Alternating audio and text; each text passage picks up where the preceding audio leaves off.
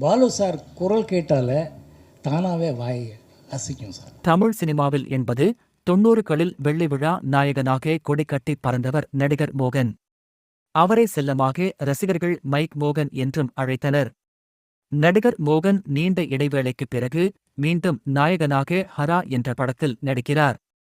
அந்த படத்தின் பத்திரிகையாளர் சந்திப்பு சமீபத்தில் நடைபெற்றது.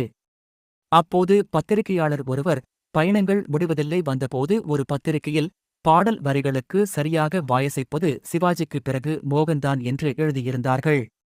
வேற்று மொழியிலிருந்து வந்த நீங்கள் அதற்காக என்ன சிரத்தை எடுத்துக்கொண்டீர்கள் என்று கேட்டார். அதற்கு பதிலளித்த மோகன், எஸ்பிபி சார் பாட்டு என்றாலே வாய் தானாக அசையும் சார், அவர் பாடும்போதே அவ்வளவு ஃபீலிங்காக பாடியிருப்பார்.